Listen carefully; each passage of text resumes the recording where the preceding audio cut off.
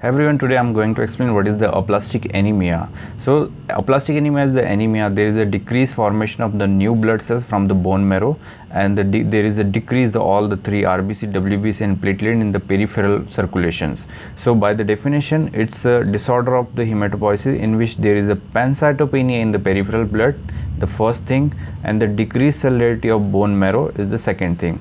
So due to decreased cellularity in the marrow, there is a pancytopenia in the peripheral blood. So there is a decrease in all the three cells, or marrow generate all the three cells, RBC, WBC and the platelet. So if the RBC is decreased, the patient is presented with the anemia. If the WBC is decreased, patient is presented with the leukopenia or the recurrent infection. If the platelet is decreased, patient is presented with typical bleeding or thrombocytopenia. So any condition in which there is a decrease all the cells in the peripheral circulation, RBC, WBC and platelet, and there is a decreased number of cells in the marrow, there is a decreased number of cells, or there is a no new cells formation in the marrow, we can call it as a aplastic anemia. So pancytopenia with hypocellular marrow is the most common cause of aplastic anemia, most common presentation of aplastic anemia. But before diagnosis of aplastic anemia, we have to rule out leukemia, that is the blood cancer, or any abnormal cells in the peripheral blood or the bone marrow, because most of the time any leukemia is also presented with the pancytopenia, but after bone marrow aspiration or bone marrow biopsy, we will get the blast cells in the marrow. Okay, so what is the pathogenesis of aplastic anemia? So there is a reduction of pluripotent stem cells. So what is the pluripotent stem cells? So our bone marrow containing stem cells which regenerate and give birth to all the three cells, that is the RBC, WBC and the platelets. So due to some reason there is a reduction in that cells, or there is a formation of immune reaction against the pluripotent cells, that the pluripotent cells are unable to repopulate the bone marrow. So there is either due to some viral infection like hepatitis B, hepatitis C, some radiation or some drug reaction, there is a immune reaction, there is a formation of antigen antibodies, and that antigen antibodies destruct the pluripotent stem cells. So this is the flow charts of bone marrow which showing multipotent stem cells. Why it is called multipotent stem cells? Because potency is the giving the birth, and multipotent is the giving birth to the multiple cells. So it will give common lymphoid progenitor, it will give common myeloid progenitor. From the myeloid there is a formation of platelet, basophil, neutrophil, eosinophil, monocytes, and finally macrophage in the tissue. From the lymphocyte there is a formation of lymphocyte and the natural killer cells. But in the aplastic anemia, this multipotent or pluripotent cells is reduced or not function properly due to some immune reaction or due to some unknown etiology, due to some idiopathic regions. That's why the patient presented with the decreased number of all these cells, that is the decreased number of platelet, decreased number of WBC, decreased number of RBC.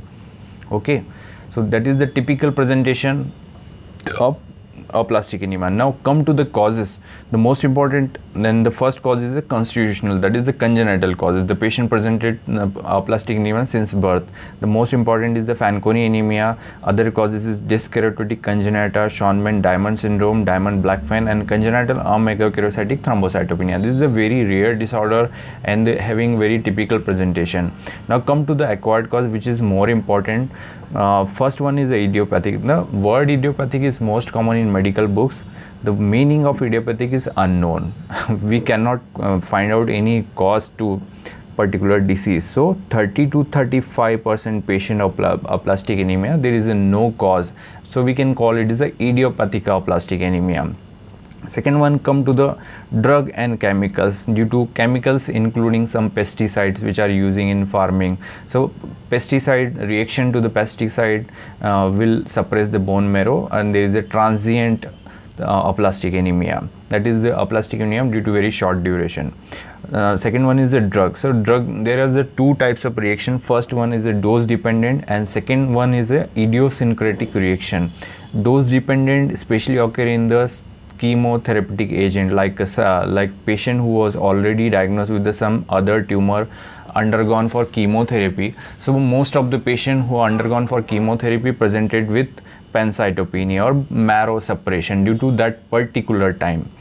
Next one is the ionizing radiation. The person who already diagnosed with the cancer having radiotherapy, exposure to radiotherapy or ionizing radiation due to some other reason, some occupational exposure to ionizing radiation will lead to suppression of bone marrow.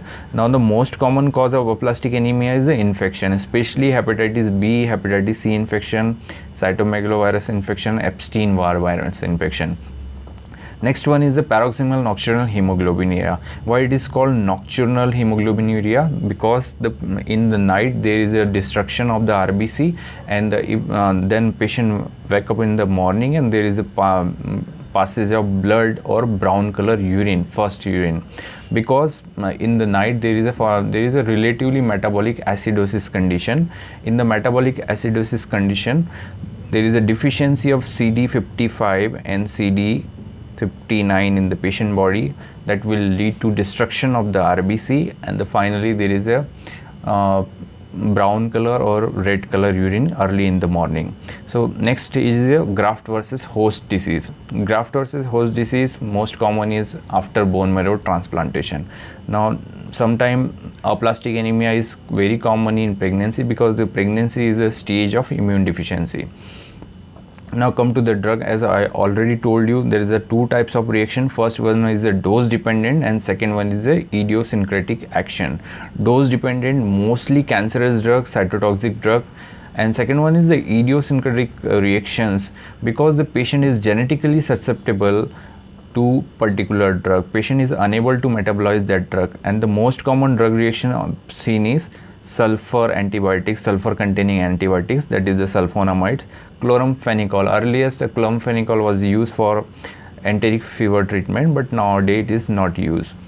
Now some anti-inflammatory will also cause bone marrow suppression, anti-rheumatic like gold and penicillamine, anti-epileptic drug also like phenytoin and carbamazepine, anti-thyroid, tranquilizer chlorpromazines, antidepressant, antipsychotic drugs. Furosemides is the diuretics which is generally used for hypertension, allopurinol for gout patients.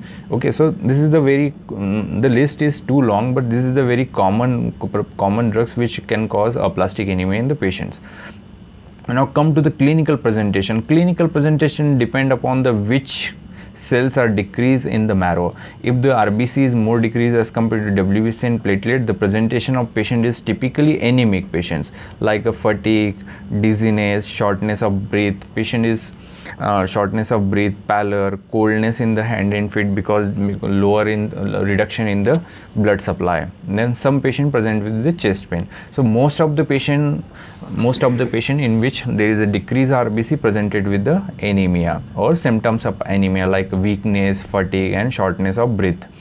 Now come to the second point. If there is a decreased WBC containing two main macrophages, one is the neutrophil, second one is the monocytes.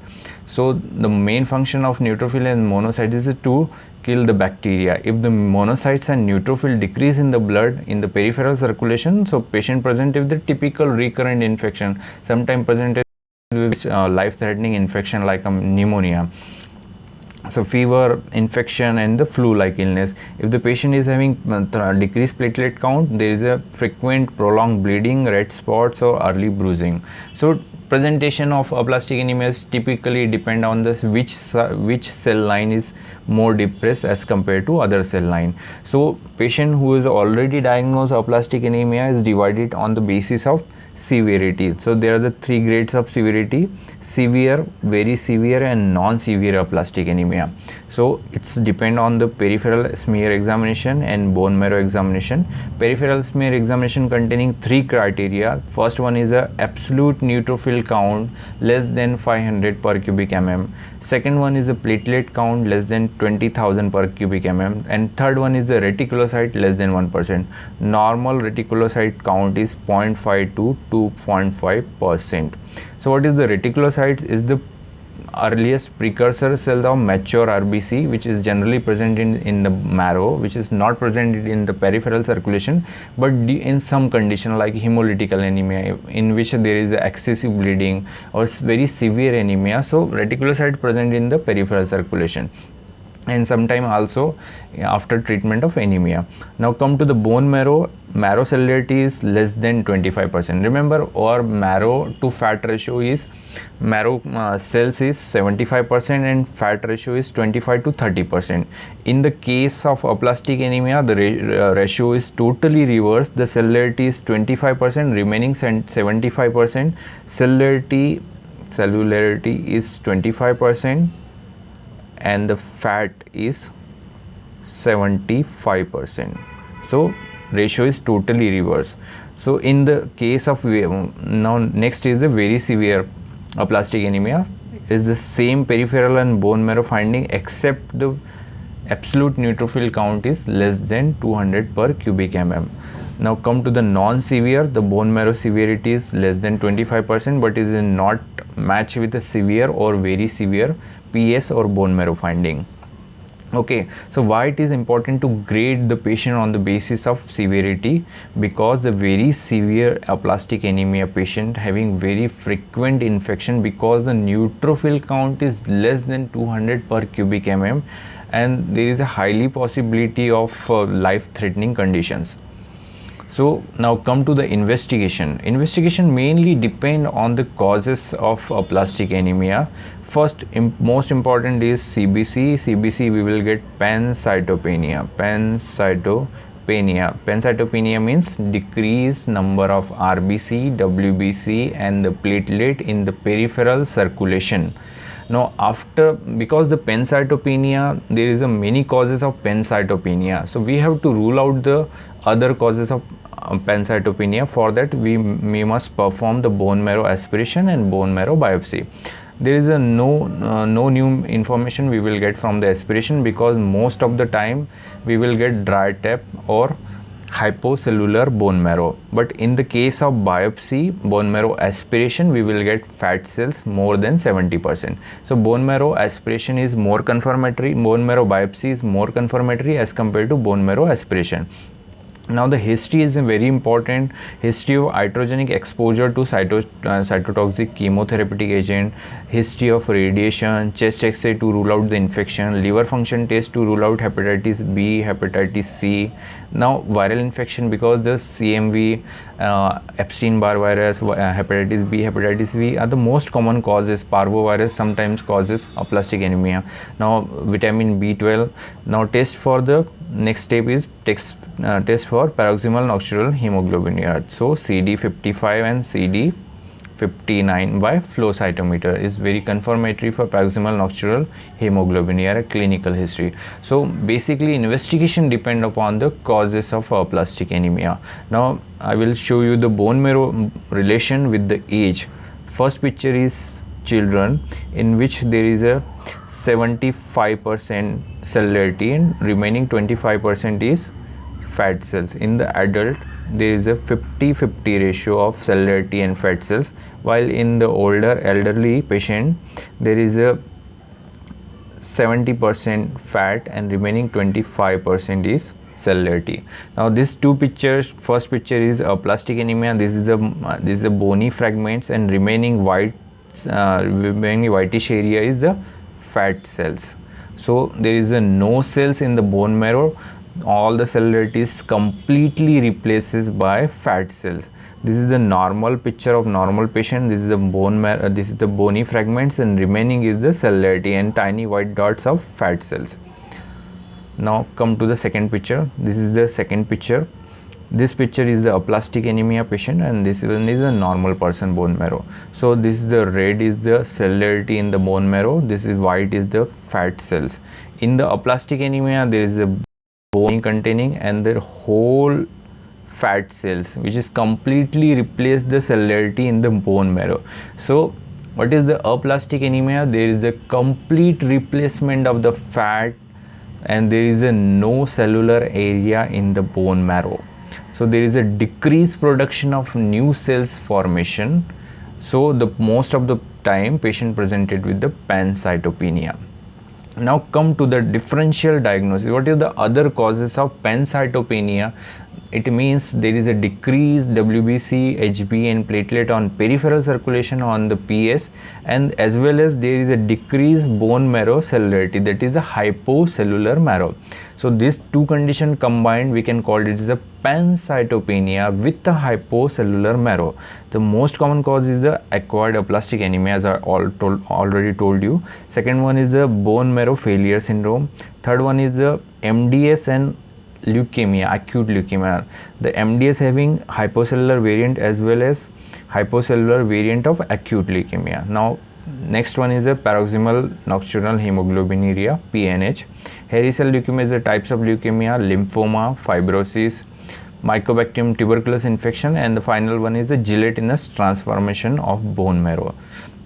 So before diagnose the patient as a aplastic anemia, we have to rule out these 10 causes of pancytopenia with hypocellular marrow. So this is the final marrow report.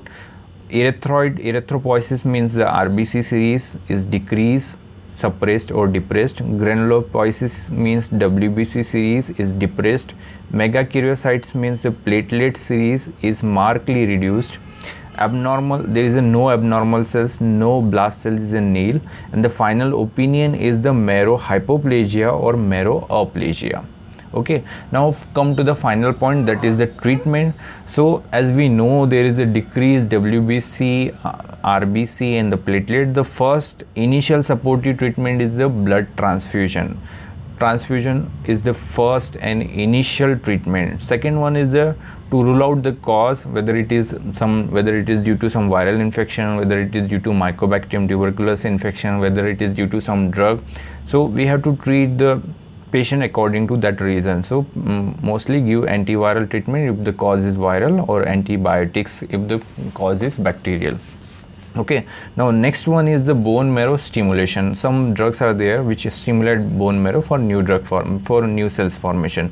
Now next one is the immune suppression. What is the meaning of immune suppression cells? Because there is an antigen antibodies reaction, there is the antigenicity formation against the pluripotent cells, there is a decreased number of pluripotent cells. So we have to suppress that immunity which destruct or which reduce the number of pluripotent cells. That's why we will provide immune suppression like ciclosporin or steroids. And the final treatment is the stem cells transplantation. If the patient age is less than 40 years, we have to provide allogenic stem cells transplantation if the HLA donor is available. So this is the final approach to the patient of aplastic anemia.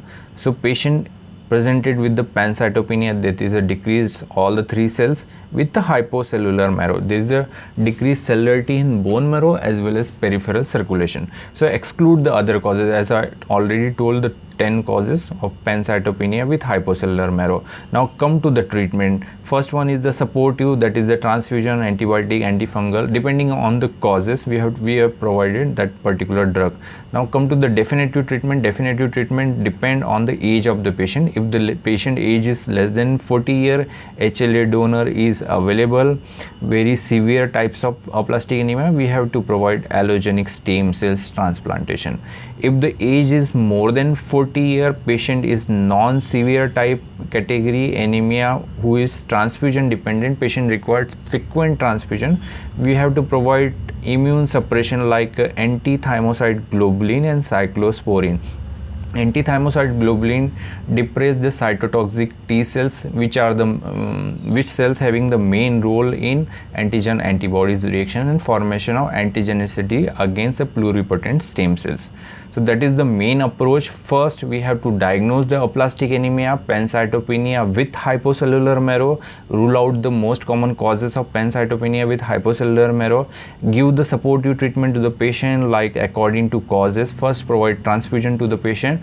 Now come to the definitive treatment, which depend on the severity of the patient, age of the patient. If the severity is very severe, patient age is less than 40, we must provide allogenic stem cell transplantation if the HLA sibling or donor available.